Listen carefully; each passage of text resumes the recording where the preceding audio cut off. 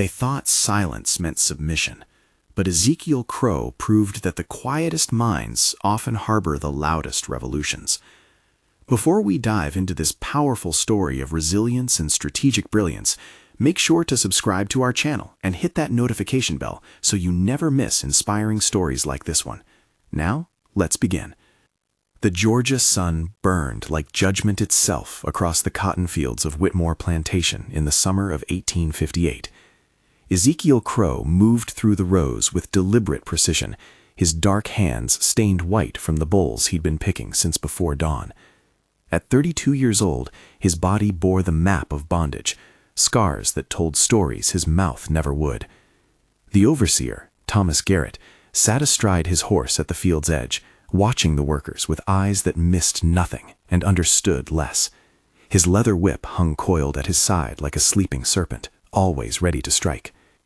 Ezekiel kept his head down, but his mind remained sharp as broken glass. While his fingers worked the cotton, his thoughts traveled elsewhere, to freedom, to justice, to the day when chains would become nothing more than bitter memory. "Move faster, Crowe," Garrett's voice cracked across the field like his whip. "Master Whitmore don't pay for daydreaming." Ezekiel didn't respond. He'd learned long ago that words were weapons that could be turned against you. Instead, he increased his pace just enough to satisfy the overseer's appetite for control, but not enough to exhaust himself before the day's end. Beside him worked Sarah, a woman whose spirit remained unbroken despite 15 years in bondage. Her voice rose in a work song, and others joined. "Wade in the water, children. Wade in the water. God's gonna trouble the water." The melody carried more than rhythm. It carried messages, instructions, hope encoded in spirituals that slave owners dismissed as simple religious devotion. But would Ezekiel risk everything he'd been quietly planning on one desperate gamble? In the slave quarters that evening, Ezekiel sat on the rough wooden steps of his cabin, watching the sun paint the sky in shades of orange and purple.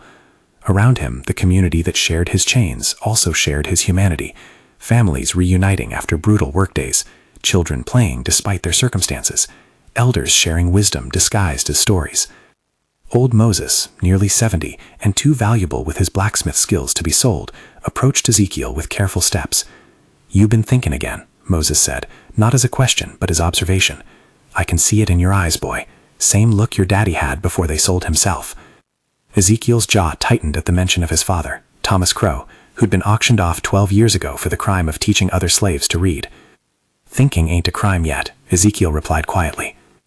"No, but acting on dangerous thoughts can get a man killed," Moses said, sitting beside him. "Or worse, get others killed too." The unspoken question hung between them like smoke. Moses knew something was stirring. The plantation had felt different lately, charged with an energy that whispered of change. Ezekiel remained silent, but his silence spoke volumes. Could Moses be trusted with the truth that would either save them all or condemn them to unthinkable punishment? 3 months earlier, everything had changed for Ezekiel Crowe. Master Whitmore had purchased a new slave from a Charleston auction, a man named Benjamin, who'd been born free in Pennsylvania, but kidnapped and sold into bondage. Benjamin carried with him not just the trauma of stolen freedom, but knowledge of the wider world beyond plantation boundaries. They'd first spoken in the tobacco barn, away from prying eyes and listening ears. "They're winning up north," Benjamin had whispered, his voice carrying the urgency of truth. "Abolitionists are getting stronger. There are whole communities helping people escape. The Underground Railroad is real, Ezekiel, real as these chains." Ezekiel had listened carefully, weighing every word for truth and possibility. "And what good does that do us here in Georgia?" he'd asked. "We're 300 miles from any free state." Benjamin had smiled then, a strange expression on a man in chains. "Distance is just distance. The real question is, do you want to die a slave or risk dying for the chance to live free?" That conversation had planted a seed in Ezekiel's mind, and like cotton in rich soil, it had grown steadily ever since. Now, weeks later, Ezekiel had begun noticing patterns. Master Whitmore left the plantation every third Sunday to visit neighbouring estates. Overseer Garrett drank himself into stupidity every Saturday night. The plantation's arsenal, kept in a locked room in the big house, could be accessed through a window with a broken latch that nobody had bothered to fix. These weren't just observations, They were building blocks of possibility, but possibility required planning, and planning required trust, and trust could get you killed. Would Ezekiel's careful observations be enough to overcome centuries of oppression? Sarah approached Ezekiel one evening as he carved a small piece of wood into the shape of a bird, a skill his father had taught him before being torn from their lives. "That's beautiful," she said, settling beside him on the cabin steps. "You got your daddy's hands." "Maybe," Ezekiel replied, not looking up from his work. "But I hope I got more than that. I hope I got his courage too." Sarah studied him carefully. She was intelligent, perceptive, and had survived bondage by reading people as carefully as some read books. "Courage can look like many things," she said slowly. "Sometimes it's standing up. Sometimes it's knowing when to wait, when to watch, when to prepare." Ezekiel met her eyes then, searching for hidden meaning in her words. "You saying you know something?" "I'm saying I know you, Ezekiel Crow." Known you since we were children in these fields, and I know when a man's spirit is planning to fly, even if his body's still chained to the ground. The wooden bird in his hand seemed to pulse with symbolism. Freedom, flight, escape, all the things that bondage tried to steal from the human spirit. "If a man was planning something dangerous," Ezekiel said carefully, "something that could save people or get them killed, would you want to know about it?" Sarah's answer would determine whether Ezekiel's plans remained his own or became something larger. "I'd want to know if that man needed help making sure it saved people instead of killing them," she replied without hesitation. That night, under the cover of darkness and the sound of crickets singing their endless song, Ezekiel began to share his plans with someone else for the first time. But sharing secrets in a place where even walls had ears, could that be the beginning of liberation or the end of everything?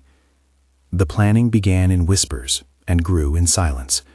Ezekiel discovered that Sarah possessed skills he'd never suspected. She could move through the plantation at night like a ghost, gathering information that seemed impossible to obtain. The house slaves trusted her. The field workers confided in her. Even some of the white overseers' wives spoke freely around her, dismissing her presence as they might overlook furniture. "Mrs. Whitmore is scared," Sarah reported one evening in late August. "I heard her telling her sister that she don't feel safe with so many of us and so few of them. She wants Master Whitmore to sell off some of the men, keep the numbers manageable." This information crystallized something in Ezekiel's mind. Fear. The plantation owners lived in constant fear, though they masked it with violence and control. That fear was a weakness, and weakness could be exploited. Benjamin brought different intelligence. Having worked on multiple plantations before his illegal enslavement, he knew the broader network of how the system functioned. "There's a Quaker family 15 miles north," he shared during a rare moment of privacy in the corn crib. "They help people traveling the Underground Railroad. But getting there, that's the challenge. You'd need to move at night, avoid the patrols, cross water to throw off the dogs." Ezekiel listened, memorized, strategized. Old Moses contributed practical knowledge. "The blacksmith shop has everything we'd need, tools that could be weapons, metal that could break chains, but it's watched close during the day. Then we work at night," Ezekiel said simply. Around them, others were slowly being brought into the circle of trust. Not everyone, that would be suicide, but carefully selected individuals who'd proven their discretion, their courage, their desperate hunger for freedom. There was Isaac, strong as an ox and smart enough to hide it. There was Ruth, who worked in the big house and could report on Master Whitmore's movements. There was young Marcus, barely 18, but filled with the kind of righteous anger that could either fuel revolution or get him killed. But with each person added to their secret circle, the risk multiplied. Could Ezekiel hold together a conspiracy that grew more dangerous with each passing day? The first test came on a humid September night.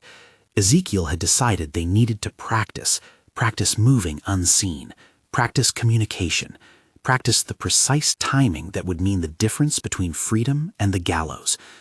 "Tonight, we run a trial," he told his core group. "Nothing real, nothing that risks everything, just movement. Sarah, you'll signal from the big house when the coast is clear. Moses, you'll open the blacksmith shop and inventory what we have. Benjamin and Isaac, you'll map the route from the quarters to the north fence line and back. And you?" Sarah asked. "I'll be watching everything, making sure we can actually do this." The moon hung thin and pale in the sky as they moved into position. Ezekiel's heart hammered against his ribs as he watched Sarah slip from the quarters toward the big house, her dark dress making her nearly invisible against the night. Minutes crawled by like hours. Then, A light flashed 3 times from an upstairs window, Sarah's signal. Clear. Moses moved toward the blacksmith shop with surprising quiet for a man his age.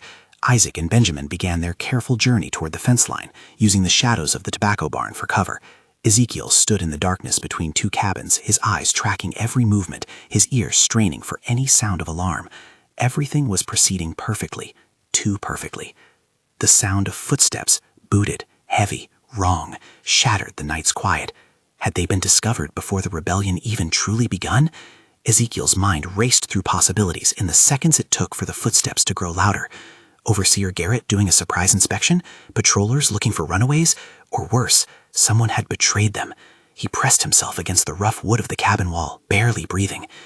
The figure emerged into the pale moonlight, and Ezekiel's breath caught in his throat. It wasn't Garrett. It wasn't a patroller. It was Daniel, another enslaved man from the quarters, stumbling drunk from whatever rot-gut whiskey he'd managed to acquire. The man weaved between buildings, singing softly to himself, completely oblivious to the covert operation unfolding around him. Ezekiel closed his eyes in relief, then opened them with new understanding. This was the reality they faced, not just the threat of enemies, but the unpredictability of their own circumstances. Not everyone would be ready. Not everyone could be included. Some would never know what was being planned for their benefit. The night operation continued without further incident. When they reconvened in the tobacco barn an hour later, everyone wore expressions of triumph mixed with terror. "We can do this," Isaac said, his voice shaking slightly. "We really can. Can and will are different things," Moses reminded them. "Tonight was practice. The real thing, people will die. Maybe many people. We gotta be sure." Ezekiel looked at each face in the dim light filtering through the barn's walls. These weren't soldiers. They were farmers, craftsmen, house servants, people who'd been systematically broken and rebuilt into tools for someone else's profit. But beneath that brutal conditioning lived the truth of their humanity, waiting to be reclaimed. "We got 3 months," Ezekiel announced. 3 months to prepare, to gather what we need, to plan every detail. The winter solstice, December 21st.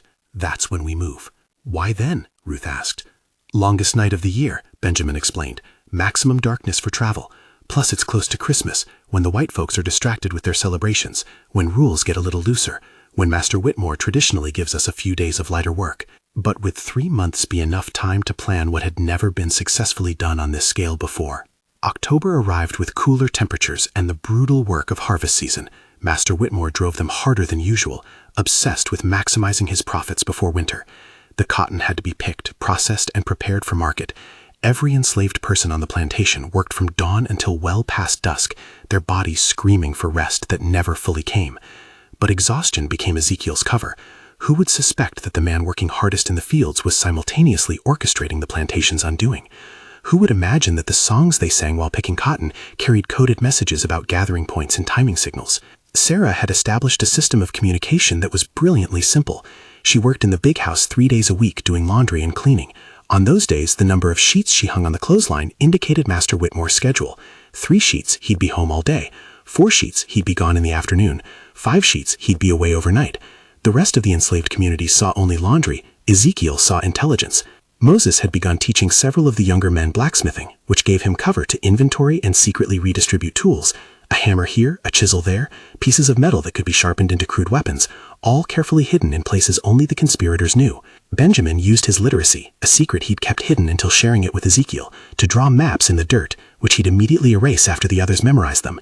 He sketched the route north, marking dangerous areas, friendly homes, water sources. "There's a river 5 miles north," he explained one evening, using a stick to draw in the dust. "We cross there, the dogs can't track us." Another 10 miles beyond that, there's the Quaker family I mentioned. They'll help us, give us supplies, point us further north. "And if they ain't home?" Isaac asked. "Or if they change their minds about helping?" It was a fair question, one that haunted all of them. "Then we keep moving," Ezekiel said firmly. "We don't stop, we don't turn back. We keep going north until we hit free soil or die trying." The stark reality of their situation permitted no soft edges or comfortable illusions. Could they maintain their conspiracy through weeks of backbreaking work and constant surveillance?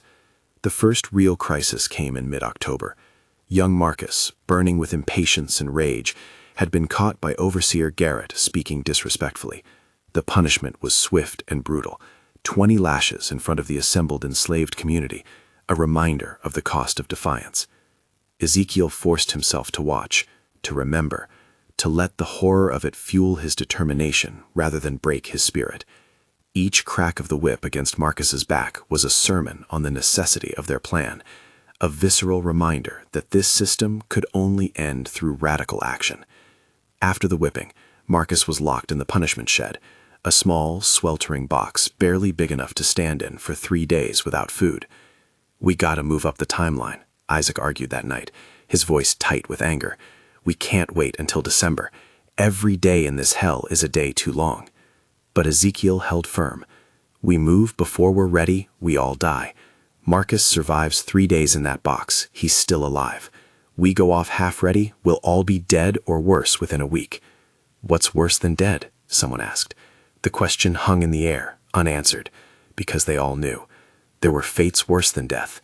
Family members sold away forever, children taken from mothers, torture that lasted days, examples made that would haunt generations. Sarah placed a hand on Isaac's shoulder. "Ezekiel's right. Anger makes us want to act now, but wisdom tells us to act smart. Marcus would tell us the same thing if he could speak." When Marcus was finally released from the punishment shed, Ezekiel visited him in his cabin. The young man's back was a mess of infected wounds, his spirit hovering somewhere between broken and burning. "Why didn't we act?" Marcus whispered through cracked lips. "You got a plan, I know you do. Why let them do this to me?" Ezekiel knelt beside the rough pallet where Marcus lay. "Because your suffering today might save 20 people's lives in December. Because I need you alive and strong when we move, not dead from a poorly planned rescue. Because this ain't about revenge, it's about freedom." Marcus's eyes searched Ezekiel's face. "You promise me we're really doing this? Promise me this ain't just talk to keep us from losing hope?" "I promise you," Ezekiel said, and felt the weight of that promise settle on his shoulders like iron chains. December 21st. We fly or we die trying. But could Ezekiel keep that promise when so many things could still go wrong? November brought news that changed everything. Ruth, working in the big house, overheard a conversation between Master Whitmore and a visiting planter from Alabama. The white men spoke freely over brandy and cigars, never imagining that the woman refilling their glasses was memorizing every word. "I'm telling you, George," the Alabama planter said, "the political situation's getting dangerous. These abolitionists are getting bolder. Won't be long before we see more rebellions, more runaways. Smart plantation owners are tightening security now, before trouble starts." Master Whitmore had laughed. "My Negroes are content. I treat 'em fair and they know their place. Besides, I got Garrett. Man's meaner than a snake and twice as quick." But Ruth heard the doubt beneath his bravado. She reported back to Ezekiel that same night. "He's scared," she said. "Trying to hide it, but he's scared. And scared white men are dangerous white men." Sure enough, within a week, new restrictions were implemented. No more than 3 enslaved people could gather without an overseer present. Movement between cabins after dark was forbidden. The patrols were doubled, riding the property boundaries every night. The tightening noose should have discouraged them. Instead, it confirmed for Ezekiel that their window of opportunity was closing. If they didn't act in December, they might never get another chance. The conspiracy adapted to the new restrictions. Messages were now passed through seemingly innocent actions. A certain way of folding clothes meant a meeting was scheduled. Leaving a bucket upside down outside a cabin meant danger. The spirituals they sang in the fields carried even more coded information, their seemingly simple lyrics painting complex pictures of timing and coordination. "Swing low, sweet chariot, comin' for to carry me home." But everyone who knew the truth understood that chariot meant the escape plan and home meant freedom. Old Moses pulled Ezekiel aside one cold November evening. "Son, I need you to understand something," the elder said, his weathered face grave. "I ain't going with you." Ezekiel started to protest, but Moses held up his hand. "I'm too old, too slow. I'd just slow everyone down, get people caught. But more than that, I got a different job to do." "What job?" "Someone's got to stay behind and protect the ones who can't travel, the children too young to make the journey. The mothers too pregnant to run. The old folks like me. When you leave, Whitmore's going to take out his rage on whoever's left. Someone needs to be here to bear witness, to remember, to keep telling the story of what you did. Tears burned in Ezekiel's eyes as he understood the sacrifice Moses was making, the sacrifice of remaining in bondage so that others might taste freedom. "You're a better man than I am," Ezekiel said. "No, son." I'm just a different kind of soldier in the same war. You fight your way, I'll fight mine. Could Ezekiel honor the sacrifice of those who would stay behind by ensuring those who left made it to freedom? The weapons cache grew slowly but steadily. Moses had fashioned crude knives from scrap metal, handles wrapped in cloth to muffle sound. Benjamin had stolen a rifle from the arsenal during a moment when the big house was distracted by a kitchen fire, a fire that Sarah had carefully, secretly started as a diversion. But weapons were secondary to knowledge. Ezekiel knew that their greatest advantages were planning, timing, and the element of surprise. The white people of the plantation viewed them as property, incapable of complex thought or coordinated action. That misconception would be their undoing. Isaac had scouted the route north a dozen times, always with a legitimate excuse: hunting rabbits, collecting herbs, checking traps. He'd memorized every landmark, every stream, every hiding place. "There's a hollow tree 3 miles north," he reported, "big enough to hide 10 people if we need to. A cave 5 miles beyond that. And the river Benjamin talked about? It's crossable, but the current's strong. We'll need rope." Ruth had been stealing rope from the stables, small lengths at a time, hiding them in a false bottom she'd created in her cabin's floor. Sarah had compiled a mental roster of who could travel and who couldn't. 37 people in total were physically capable of making the journey: men, women, older children. Another 23 would have to stay behind, including all children under 10, pregnant women, and the elderly. The mathematics of liberation were heartbreaking. They couldn't save everyone. One night, young Marcus, recovered now from his whipping but bearing scars that would last forever, asked Ezekiel the question that haunted them all. "What about my little sister? She's only 8. I can't leave her here." Ezekiel had no good answer. "We do what we can, Marcus. We save who we can save. And those who make it to freedom, we work to come back for the others. We don't stop until everyone's free." It was a promise he wasn't sure he could keep, but it was the only hope he had to offer. Would the weight of impossible choices crush their spirits before they even attempted escape? The first snow fell on December 3rd, unusual for Georgia, but not unheard of. Master Whitmore's mood had soured with the cold weather. The cotton harvest had been decent but not spectacular, and he'd lost money on a bad investment in railroad stock. His sour temperament meant harsher treatment for the enslaved people, more whippings, less food, longer work hours despite the shorter days. But the approaching winter solstice also brought the Christmas season, and with it the traditions that would provide their cover. Every year, Master Whitmore allowed the enslaved people 3 days of reduced work around Christmas, December 24th through 26th. It was a calculated generosity, designed to prevent unrest and maintain the illusion that he was a benevolent master. This year, those 3 days would serve a very different purpose.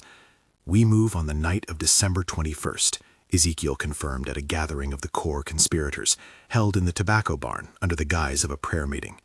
"The solstice, longest night like we planned. By the time the sun rises on the 22nd, we'll be 15 miles north. By Christmas Eve, we'll be with the Quakers. By New Year's, we'll be in free territory." If everything went perfectly, if nothing went wrong, if God himself was on their side. Sarah spoke up, her voice steady despite the fear in her eyes. "I heard Mrs. Whitmore talking about a ball they're hosting on December 20th. Big gathering, planters from all over the county. They'll be drinking late into the night, sleeping off their hangovers on the 21st. Security will be lighter." "Perfect," Benjamin said, "though we should expect at least one patrol on the roads.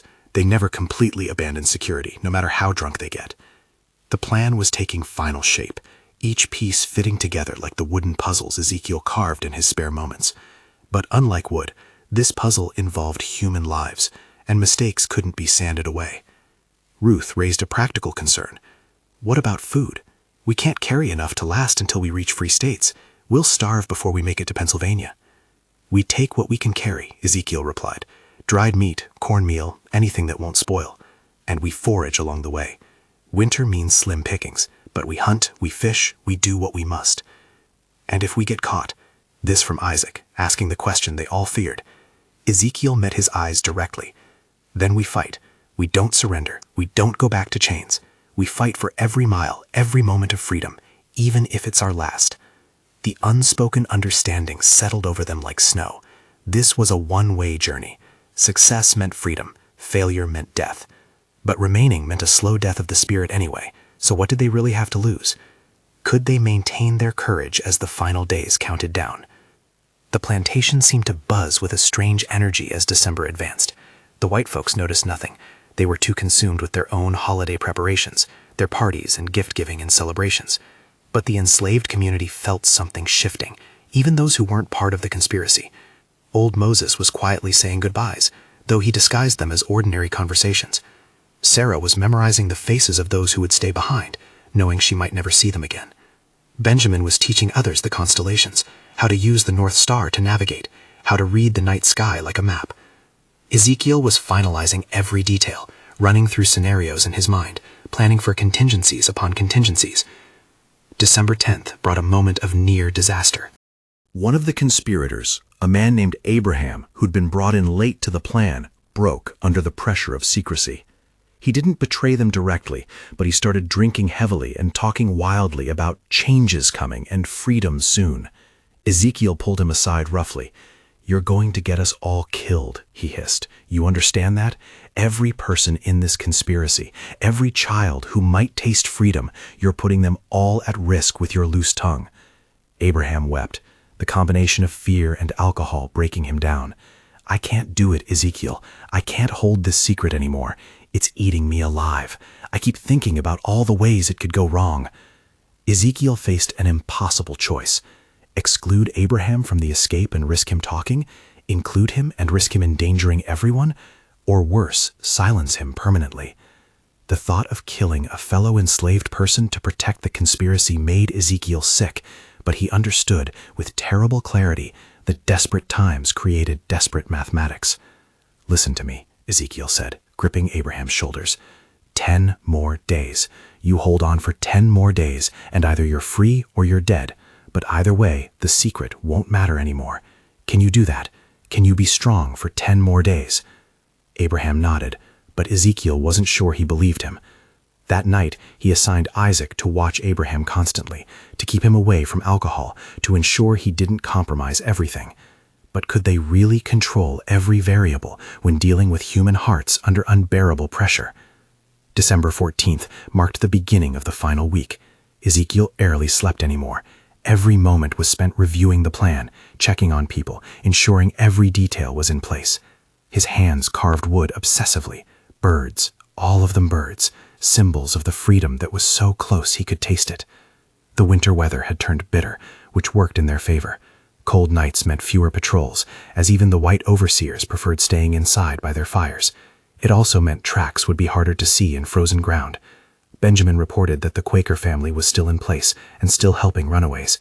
He'd confirmed this through a network of communication that ran between plantations, coded messages passed by slaves who traveled with their masters, information shared in whispers at the rare moments when different plantation communities intersected. "They're expecting us," Benjamin said. "Not specifically us, but they know people will be coming. They've prepared extra supplies." Sarah had completed her final survey of the big house. The arsenal window remained unlocked. Master Whitmore's schedule for the ball on December 20th was confirmed. Everything was proceeding as hoped. But on December 16th, Ruth came running to Ezekiel with news that turned his blood cold. "Master Whitmore's selling Marcus," she gasped. "I heard him talking to a slave trader." Said Marcus is too rebellious, too much trouble. The trader's coming on December 23rd to take him to the New Orleans market. Ezekiel felt the ground shift beneath his feet. Marcus was one of his key people. Strong, determined, absolutely committed to the escape. But more than that, he was a human being who'd already suffered so much. "We move before then," Ezekiel said immediately. "Marcus doesn't get sold. Nobody gets sold ever again." But the December 21st plan was already in motion, timed to so many different factors. Moving it up would mean less preparation, more risk, fewer guarantees. Isaac voiced the concern everyone felt. "If we move too soon, we increase our chances of failure. If we wait, Marcus gets taken from us. Then we don't wait and we don't fail," Ezekiel said with more confidence than he felt. We do this right and we all get out. That night, he called an emergency meeting of the core conspirators. We're still going on the 21st, he announced, but we're accelerating some preparations.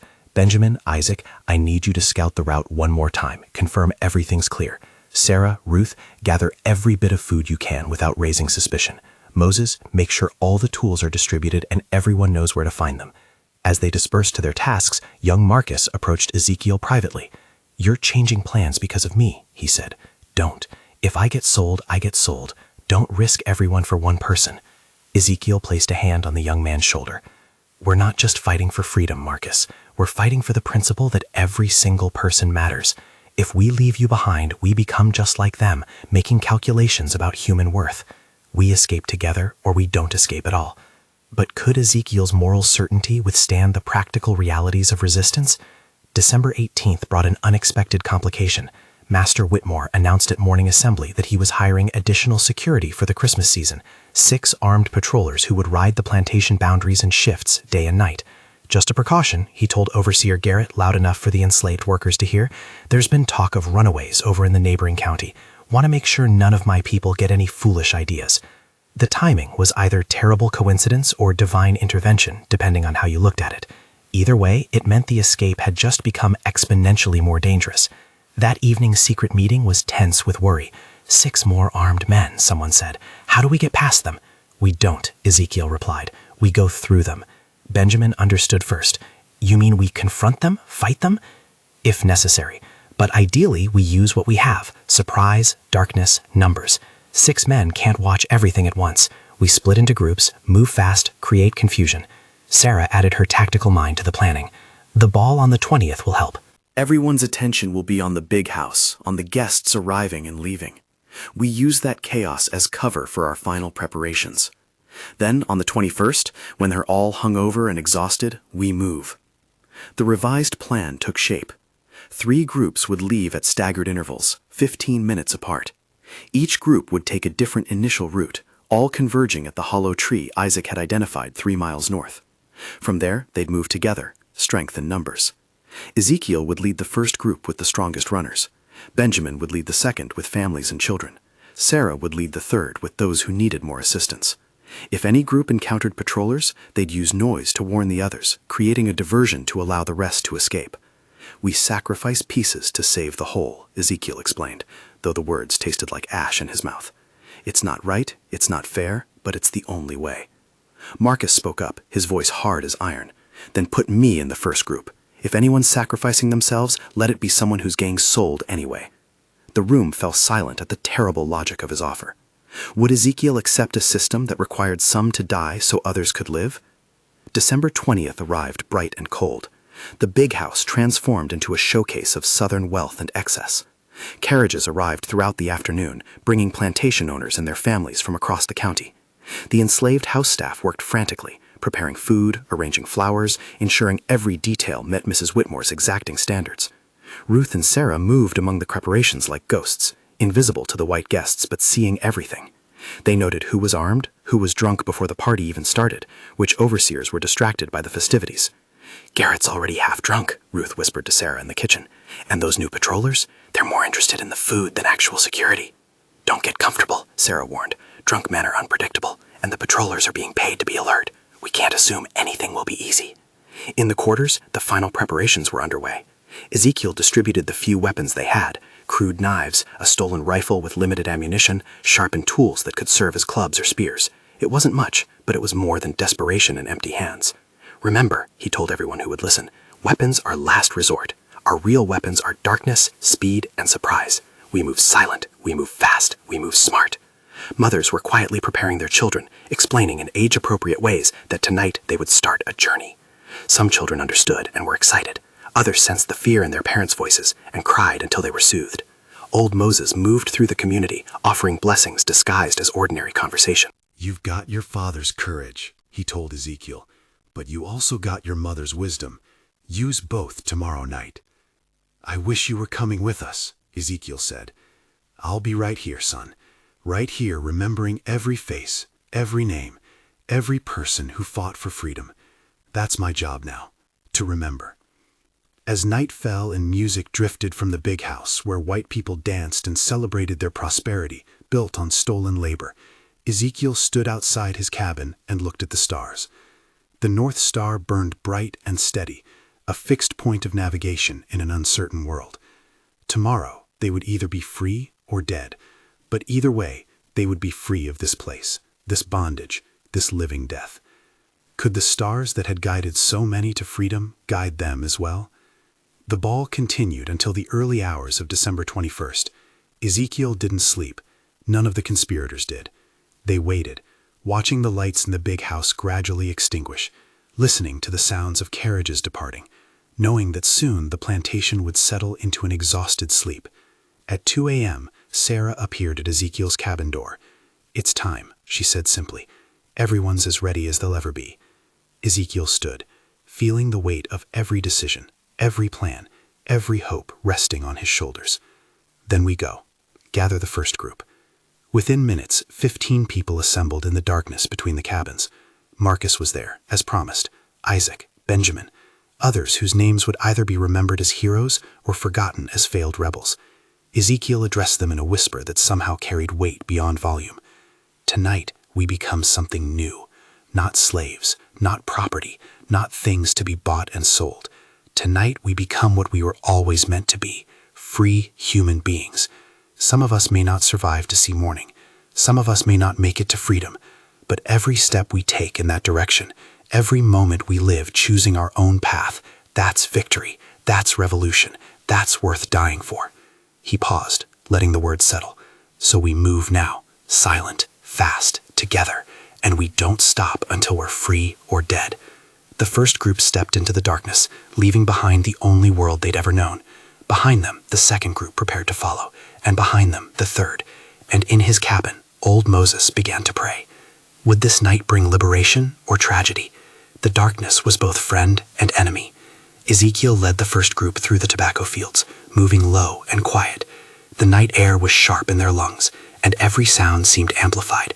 The rustle of dried stalks, the breathing of 15 terrified people, the distant bark of dogs. They reached the first fence line without incident. Marcus and Isaac lifted the rails silently, allowing everyone to slip through, then replaced them to avoid leaving obvious signs of passage. "So far so good," Marcus whispered. "Don't say that," Ezekiel replied. "We're 5 minutes into a journey that'll take days. Nothing's good yet." They moved through the woods north of the plantation, using paths that Isaac had scouted. The forest was dense here, bare trees creating a maze of shadows. The North Star guided them when clouds permitted its visibility. Behind them, Benjamin led the second group on a parallel route, staying close enough to support if needed, but far enough to avoid being caught together. And further back, Sarah shepherded the third group, moving more slowly because of elderly members and young children trying desperately to stay quiet. At the 15-minute mark, disaster struck.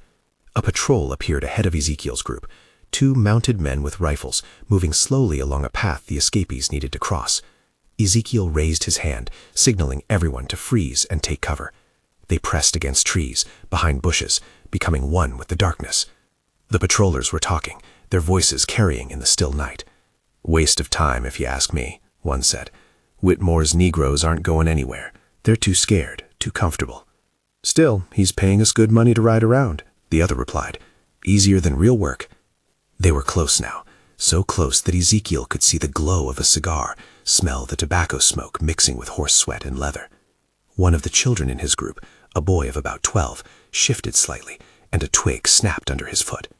The sound was tiny, barely audible, but in the frozen silence it rang like a gunshot. The patrollers stopped. "You hear that?" one asked. "Probably a deer," the other replied, but he was reaching for his rifle anyway. Ezekiel's hand tightened on the crude knife at his belt.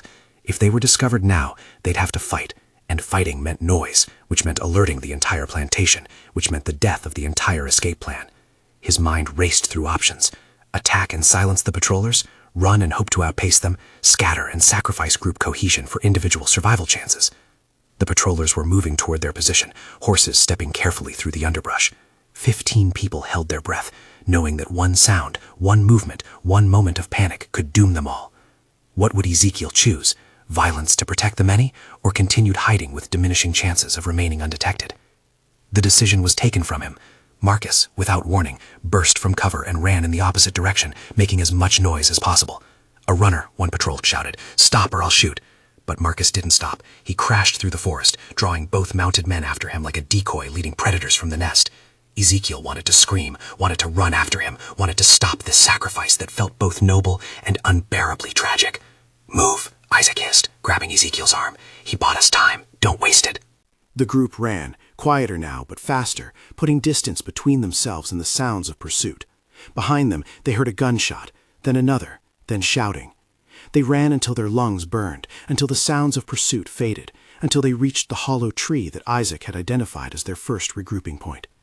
One by one, they dropped to the ground, gasping, trembling, alive but shattered by what had just happened. "Marcus," someone sobbed. "Oh God, Marcus." "He saved us," Ezekiel said, his voice broken. "He saved us all." The second group arrived minutes later, having heard the gunshots and taken a wider route to avoid the patrols. Benjamin's face was grim. "Was that our people?"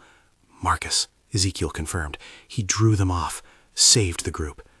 They waited for the third group, watching the forest for any sign of Sarah and any others. The minutes stretched like hours. Finally, shapes emerged from the darkness. Sarah leading 20 people, including children and elderly, all terrified but alive. "We heard shots," Sarah said. "What happened?" Ezekiel explained briefly, the words like gravel in his throat. Sarah's eyes filled with tears, but her voice remained steady. "Then we honor his sacrifice by making it count. We keep moving." They had lost their first person, but 35 remained. 35 souls running toward freedom through the longest night of the year. Could they make it the remaining miles to the Quaker family, or would Marcus's sacrifice prove to be just the first of many? They moved through the forest like ghosts fleeing demons. Every sound made them jump, wind through bare branches, animals moving in the underbrush, the distant baying of dogs that might or might not be tracking them. Ezekiel kept them moving north, checking the stars whenever clouds parted. The hollow tree had been a temporary refuge, but staying in one place meant death. Movement was survival. As dawn threatened the eastern horizon, they reached the river Benjamin had described. It was wider than expected, dark and fast-moving, chunks of ice floating on its surface like broken promises. The December cold had frozen the edges, but the center ran deep and treacherous. "We have to cross," Benjamin said. "Once we're over, the dogs can't track us, but we have to do it now, before full light." The group stared at the water with fear and exhaustion. Some couldn't swim. The children were already shivering from the cold. Crossing meant risking drowning or hypothermia. Not crossing meant being caught and returned to bondage, or worse, killed as examples. "The rope," Ezekiel remembered. "Ruth, you said you had rope." Ruth pulled the carefully hoarded lengths from her bundle. It wasn't much, maybe 40 feet total, but it might be enough. "We tie people together," Sarah suggested. "Strong swimmers on the outside, those who can't swim in the middle. We help each other across." They worked quickly, creating a human chain bound by stolen rope and desperation. The strongest swimmers would go first, securing the rope on the far bank. The rest would follow, pulling themselves hand over hand against the current. Isaac volunteered to be the first to cross. He stripped to his undergarments, tucked his clothes in a waterproof bundle made from waxed canvas Ruth had also stolen, and waded into the freezing water. The group watched in terrible silence as he fought the current. The water reached his chest, then his neck. Then he was swimming, powerful strokes carrying him toward the far bank, while the current tried to drag him downstream. Twice he went under. Twice he resurfaced, gasping but determined. Finally, his feet found purchase on the opposite shore. He secured the rope to a sturdy tree and signaled back to the group. "Who's next?" Ezekiel asked. An elderly woman named Patience stepped forward. "I didn't come this far to die on this side of a river," she said. "Let's go." One by one they entered the water. Would the river that promised to hide their tracks also become their grave? The crossing was chaos and courage intertwined. Children clung to their mothers, both trembling from cold and fear. Men and women who'd spent their lives working in fields, not swimming in rivers, forced themselves into water that tried to kill them. Sarah helped a young mother across, holding the woman's infant above the water while the mother used her free hand to grip the rope. The baby cried, but the sound was lost in the rush of current and the gasps of struggling people. Benjamin pulled an old man who'd lost his grip on the rope, dragging him to the shore just as hypothermia threatened to claim him. Ezekiel moved back and forth, helping those in trouble, encouraging those who froze with fear, always aware that dawn was coming, and with it the certainty of discovery. The last person to cross was a young woman named Grace, who'd never learned to swim. She stood on the bank, paralyzed with terror, while the sky grew lighter in the east. "I can't," she whispered. "I can't do it." "You can," Ezekiel said firmly. "Look at me, Grace. You're not just crossing a river. You're crossing from slavery to freedom, from death to life, from who they said you were to who you really are. Now grab this rope and walk across that riverbed like you're walking into your own destiny." Grace took the rope with shaking hands. The current hit her hard, knocking her off balance. She went under, came up sputtering, went under again. Ezekiel dove in after her, wrapping an arm around her waist while using the other to pull them both along the rope. They emerged on the far side, frozen and exhausted, but alive. 35 people had entered the water. 35 people had survived. Behind them, the sound of dogs grew louder. The plantation had discovered their absence. The chase was fully on. "We run," Ezekiel ordered. "Dry off while we move. No stopping until we reach the Quakers." The group stumbled forward, wet clothes freezing to their bodies, but driven by the knowledge that dogs and armed men were behind them. Could they reach safety before their pursuers reached them? The forest became a maze of survival. Every step was agony, wet clothes chafing against skin, feet wrapped in rags that provided little protection against frozen ground, stomachs empty and cramping with hunger. But fear drove them forward. The sounds of pursuit were getting closer.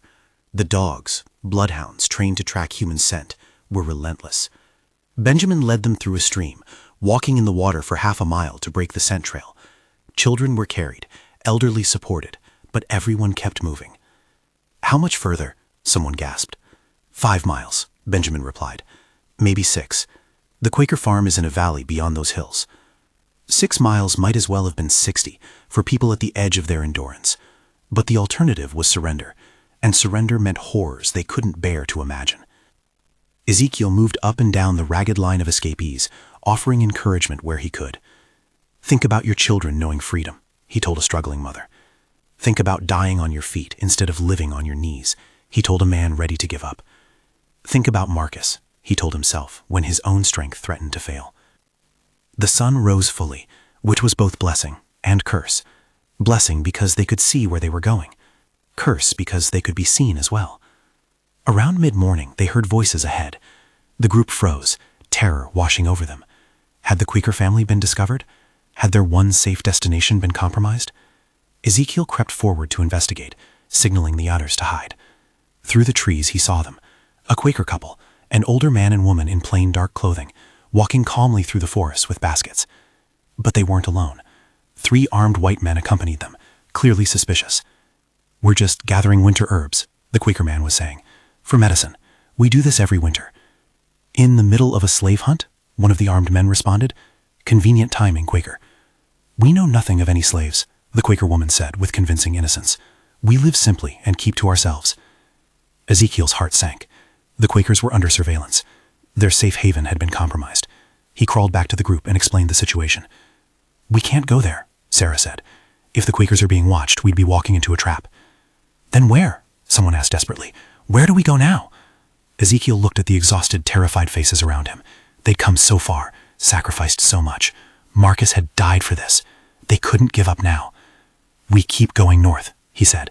"We bypass the Quaker farm and head for the next station on the Underground Railroad. It'll be further, it'll be harder, but we don't have a choice." "How much further?" This from an elderly man who could barely stand. "I don't know," Ezekiel admitted. "But however far it is, it's still closer to freedom than going back."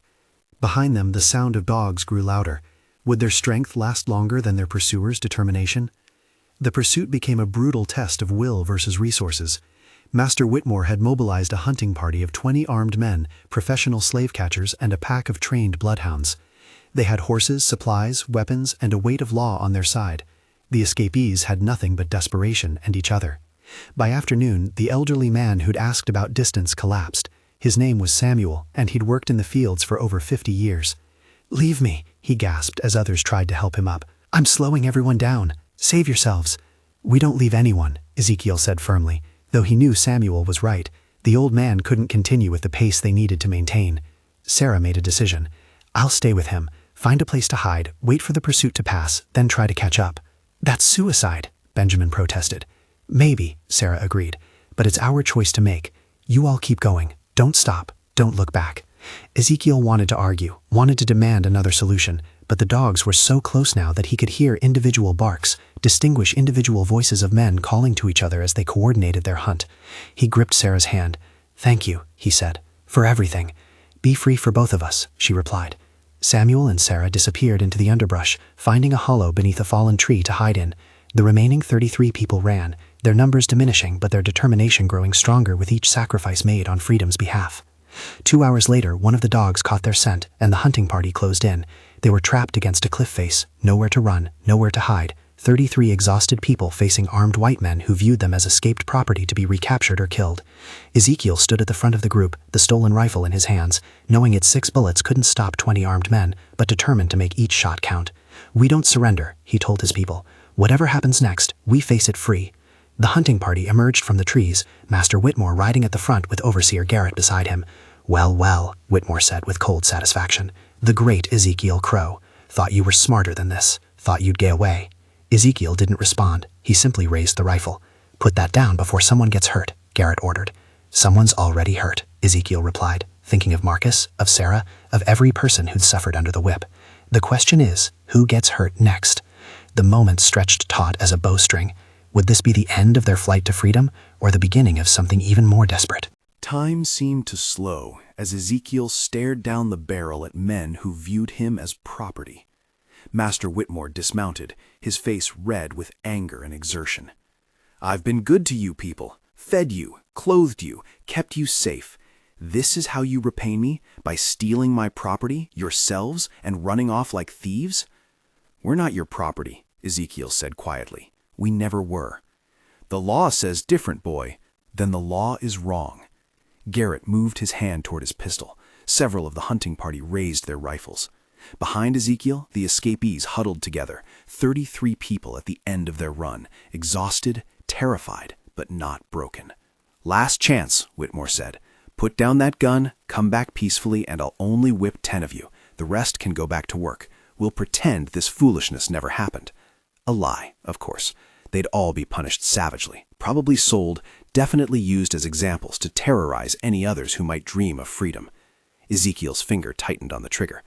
But before he could fire, a voice rang out from behind the hunting party. "In the name of the United States Army, lower your weapons." Everyone turned to see a remarkable sight. A black man in a Union Army uniform, leading a squad of armed soldiers through the trees. The date was December 21st, 1858. The Civil War wouldn't start for another 3 years. But Ezekiel didn't know that. All he knew was that suddenly, impossibly, there were armed men who weren't hunting him. The soldier, a sergeant named William Freeman, stepped forward with authority. "These people are under federal protection," he announced, though Ezekiel would later learn this was a complete fabrication, "by order of the military command investigating slave rebellions in this region." It was a bluff, a magnificent, desperate bluff. Whitmore sputtered. "Federal protection? They're my slaves, my property." "That's a matter for the courts to decide," Freeman replied smoothly. "In the meantime, these people are coming with us." The hunting party was confused, unsure if they had authority to challenge what appeared to be federal soldiers. In their hesitation, Freeman's squad quickly surrounded the escapees. "Move quickly," Freeman whispered to Ezekiel. "This ruse won't hold for long." But who was this man, and why was he risking everything to save runaway slaves? The soldiers led the escapees quickly through the forest, putting distance between themselves and the confused hunting party. After a mile, they reached a camp where the truth was revealed. These weren't real soldiers. They were free black men and white abolitionists, dressed in stolen and fabricated uniforms, running one of the boldest rescue operations on the Underground Railroad. "We heard about a large escape attempt," Freeman explained as they walked. "We've been watching the plantation for weeks, waiting for the right moment to intervene." "You risked your lives for us?" Ezekiel asked, still not quite believing their salvation. "We risk our lives for freedom," Freeman corrected. "Same as you, same as everyone who refuses to accept that one human can own another." The camp was actually a station on the Underground Railroad, a hidden network of safe houses, secret routes, and brave people who moved refugees from bondage to freedom. The escapees were given food, dry clothes, and medical attention. A doctor, a white woman who introduced herself only as Friend Margaret, treated their injuries and hypothermia with skilled hands.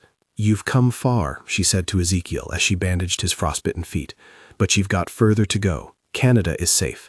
Pennsylvania has too many slave catchers. You'll need to keep moving north." "What about the others?" Ezekiel asked. "Sarah and Samuel, who stayed behind? Marcus, who sacrificed himself?" Friend Margaret's face was sad. "We'll send people back to look for survivors. But you need to understand, not everyone makes it. This is war, even if it's not called that yet. And in war, there are casualties.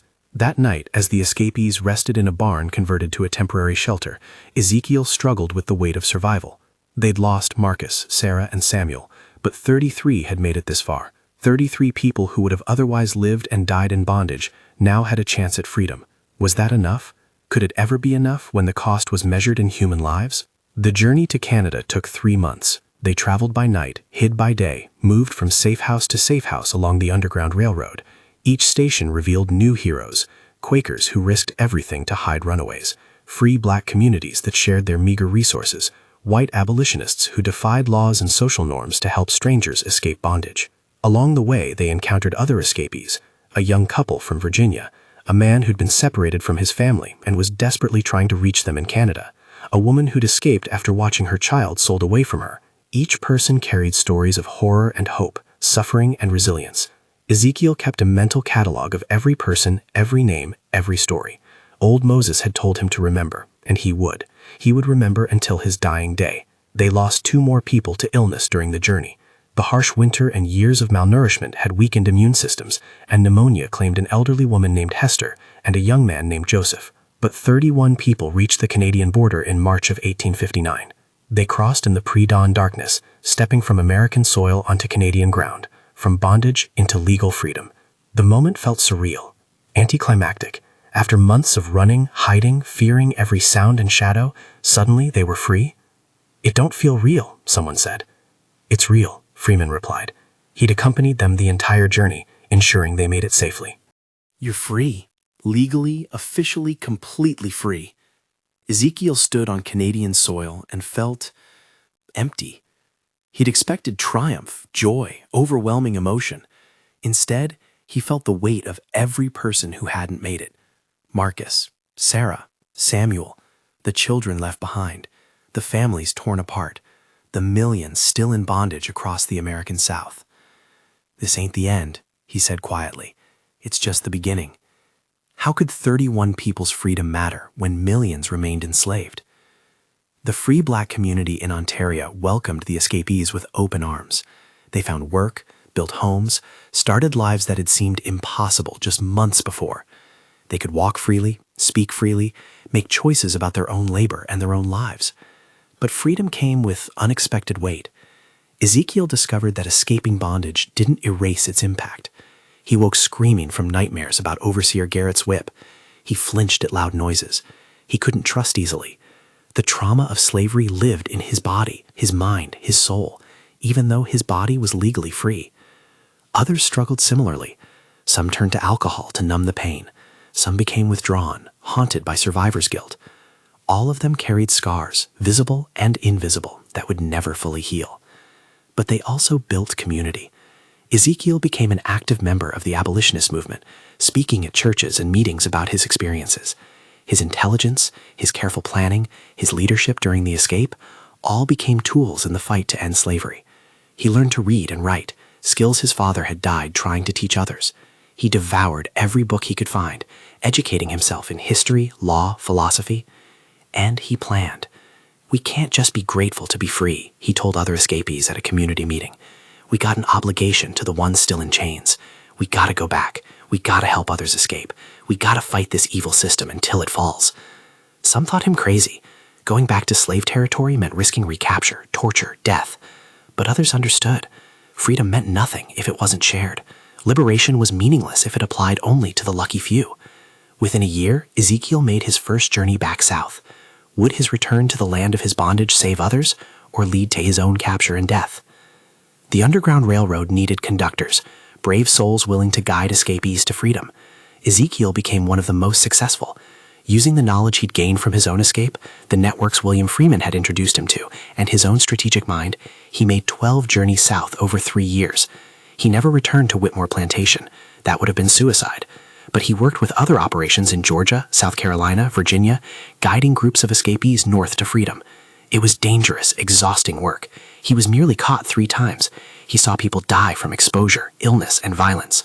He made impossible choices about who could be saved and who had to be left behind, but he also saved hundreds of lives. On his 7th journey, he encountered something that made his blood run cold. Sarah. She was working in a market in Charleston, having been sold there after being recaptured following her escape attempt. She saw Ezekiel from across the crowded square, and her eyes went wide with recognition and hope. That night, he orchestrated her escape, along with 12 others. They traveled the familiar route north, Sarah sharing what had happened after she'd stayed behind with Samuel. "The dogs found us within an hour," she explained as they walked. "Samuel died fighting them off so I could run. I made it another 10 miles before they caught me. Master Whitmore sold me, rather than risk me influencing other slaves." "I'm sorry," Ezekiel said. You should have done exactly what you did," Sarah interrupted. "You saved 31 people, Ezekiel. You came back and saved hundreds more. One person, even me, ain't worth that many lives." But the mathematics of resistance still troubled him. How many individual tragedies equaled collective liberation? By 1861, the political situation had reached a breaking point. Abraham Lincoln was elected president, despite not being on the ballot in most southern states. South Carolina seceded, followed by other slave states. The nation was tearing itself apart over the question of whether humans could own other humans. War was coming. Everyone could feel it.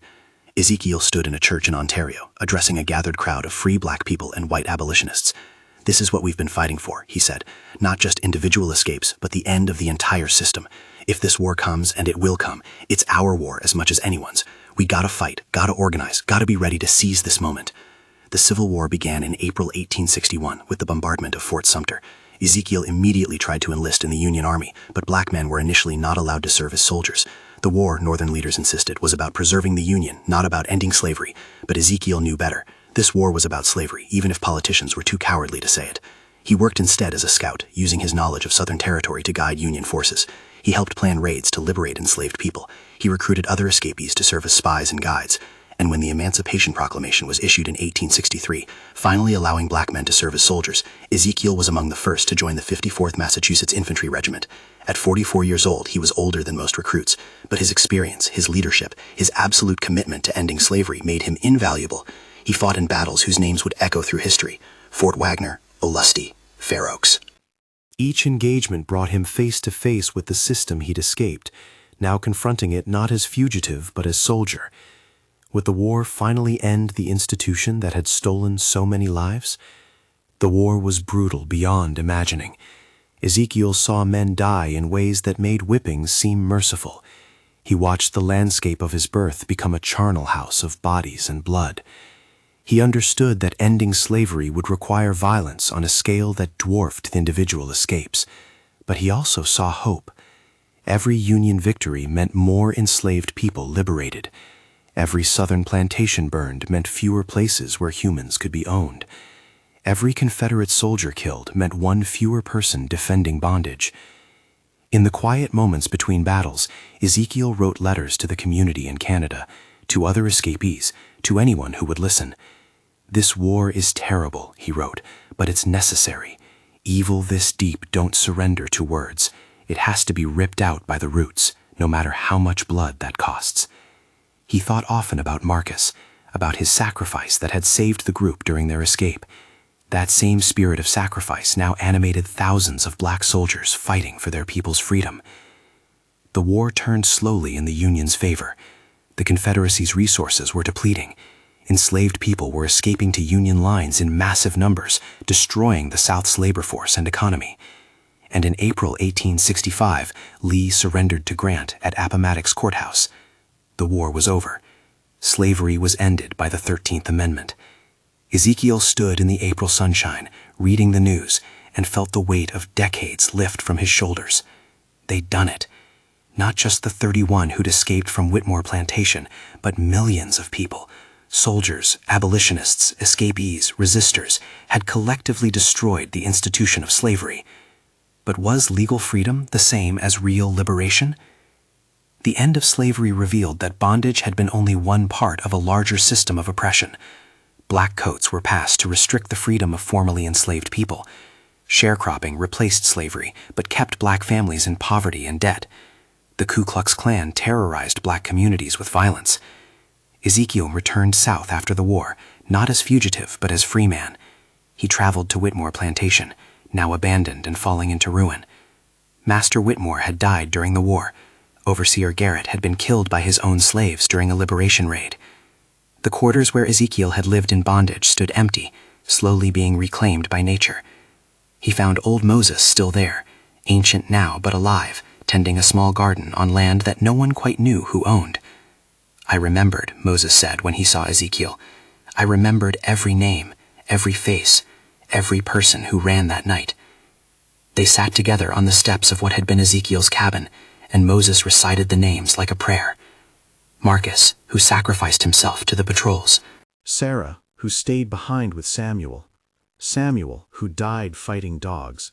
Hester and Joseph, who died on the journey north. Each name was an acknowledgement, a memorial, a refusal to let their sacrifices be forgotten. "And the ones who made it?" Moses asked. Ezekiel told him. 31 people had reached Canada. Of those, 16 had returned south during the war to fight. 8 had been killed in battle. 7 had survived and were now building lives in the devastated South, trying to claim the freedom they'd fought for. "Was it worth it?" Moses asked quietly. Ezekiel considered the question carefully. "Yes," he said finally. "Not because everyone survived. They didn't. Not because freedom is perfect. It ain't. But because we proved that humans can't be owned, that resistance is possible, that even the most powerful evil can be overthrown." He paused. "We paid a terrible price, but the alternative was to remain in chains and let our children and grandchildren inherit that bondage forever. Could the memory of those who'd sacrificed everything guide future generations toward real liberation?" Ezekiel spent his remaining years as a teacher. He established a school in the ruins of Whitmore Plantation, teaching formerly enslaved people to read, write, and understand their new legal rights. The work was dangerous. White supremacists regularly attacked black schools, but it was necessary. "Education is the next battlefield," he told his students. "They kept us ignorant to keep us controlled. Now we learn everything they tried to hide from us."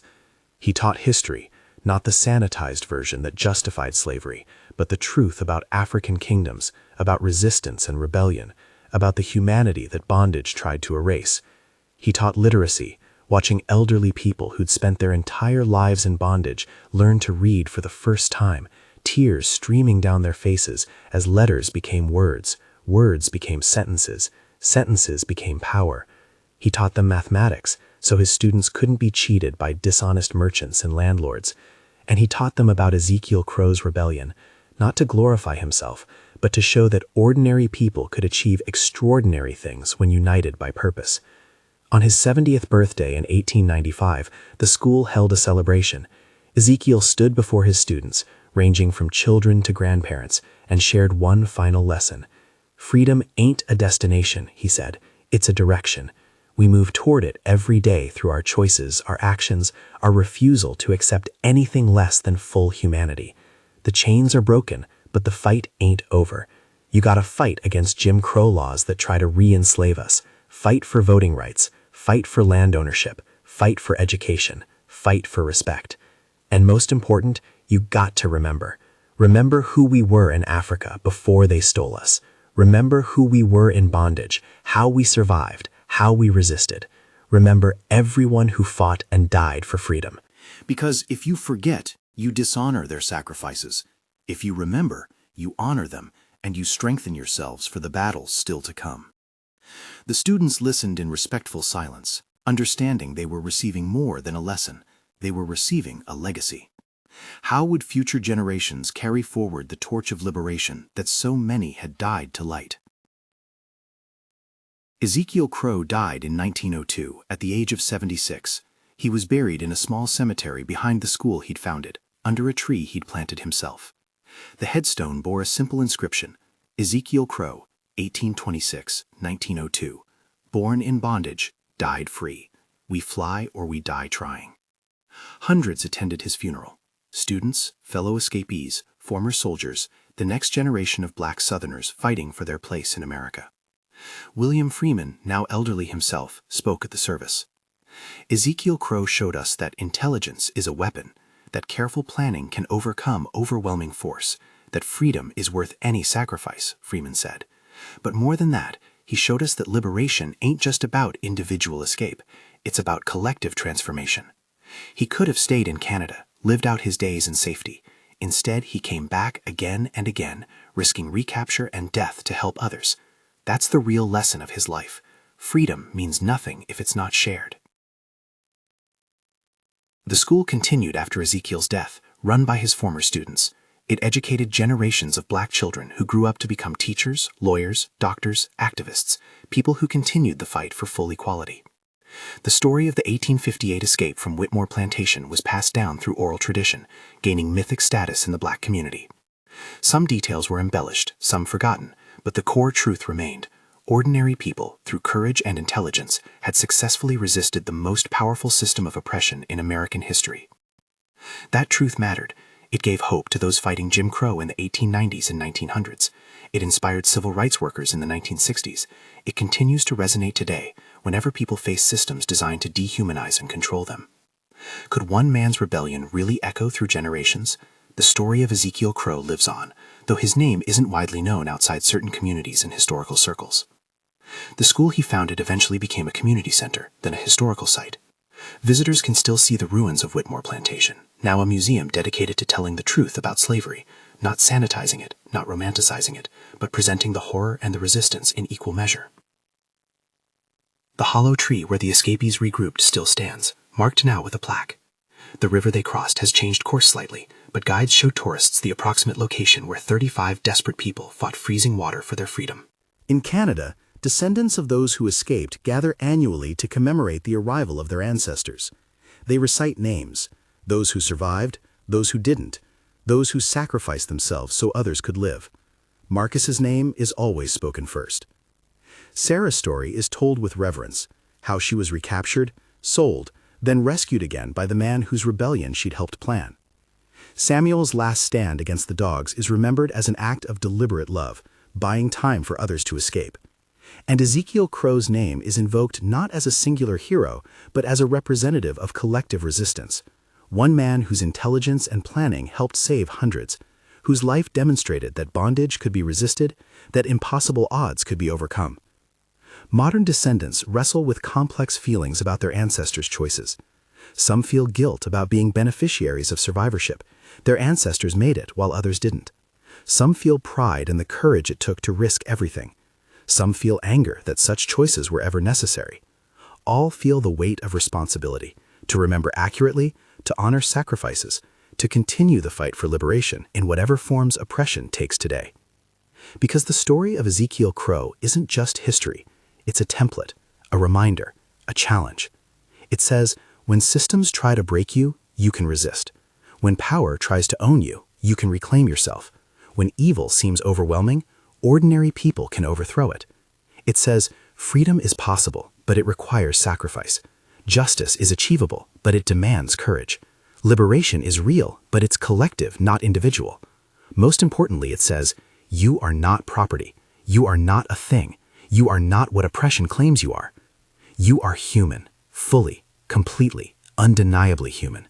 And that humanity, once claimed and defended, cannot be taken away. How will future generations carry forward this legacy of resistance and dignity? The sun sets over the Georgia land that once held Ezekiel Crow in bondage. Where cotton fields once stretched to the horizon, now forests reclaim the earth. Where slave quarters once housed humans treated as property, now historical markers tell stories of resistance. The physical chains are gone, destroyed by war and constitutional amendment.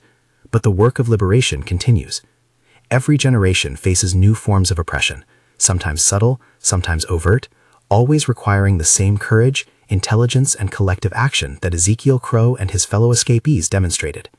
The story of their rebellion, planned right under the eyes of those who thought silence meant submission, reminds us that the powerful underestimate resistance at their peril. It reminds us that the quietest minds often harbor the loudest revolutions. It reminds us that freedom is not given but taken, not inherited but earned, not individual but collective.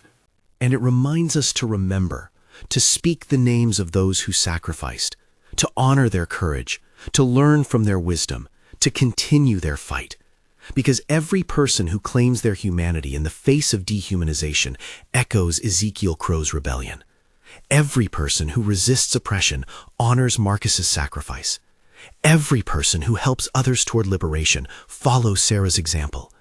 Every person who refuses to forget keeps old Moses' memory alive. The chains of 1858 are broken, but the spirit that broke them, The intelligence, the courage, the collective determination, the absolute refusal to accept anything less than full humanity, that spirit must live on. In every generation, in every struggle, in every person who looks at injustice and says, "No more." That is the legacy of Ezekiel Crowe and the 37 souls who ran toward freedom on the longest night of 1858. That is the story we must remember. That is the revolution we must continue. May we all find the courage to be free and to help others toward liberation until every chain is broken and every human being can walk in the dignity they were born to possess. Remember their names, honor their sacrifice, continue their fight.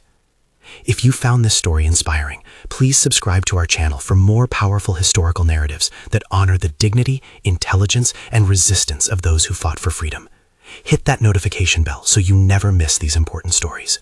Thank you for listening, and may we all work toward a world where such courage is no longer necessary, because liberation has been achieved for all.